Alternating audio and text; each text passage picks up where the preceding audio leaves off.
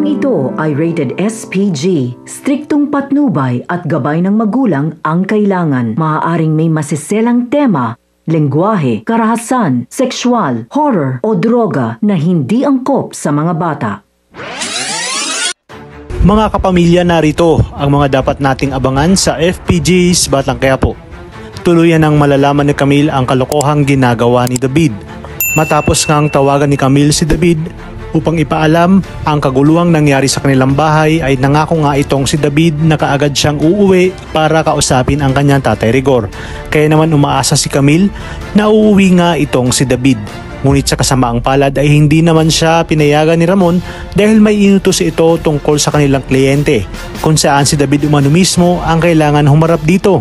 Bagaman pinayagan siya ni Ramon sa oras na matapos ito sa kanilang transaksyon, ngunit hindi ito mangyayari dahil magkakaroon ng aberya sa transaksyon. At dahil sa pagmamadali ni David ay aksidente niya ngang naiwan ang kanyang cellphone sa mansyon. Kaya naman dahil sa pag-aalala ay tinawagan ni Camille itong si David.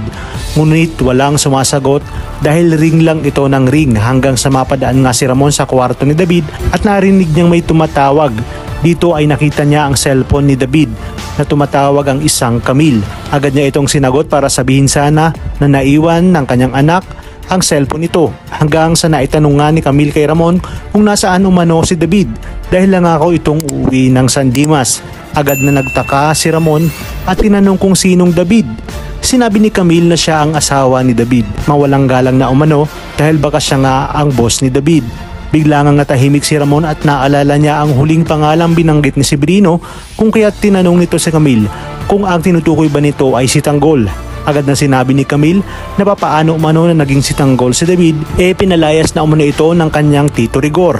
At dito nagduda na nga itong si Ramon at kinontsaba si Camille dahil ramdam niya umano na tinatarantado siya ng sinasabi nitong David na kanyang asawa. Kaya naman dito mapag-aalaman ni Camille ang ginagawang pagpapanggap ni David bilang Tanggol. Talaga namang kapanapanabik ang mga susunod na tagpo sa teleseryeng ito. Kaya naman sabay-sabay natin itong pakaabangan. At kung bago ka pa lamang sa akin channel, ay sana'y huwag kalimutang mag-like at subscribe.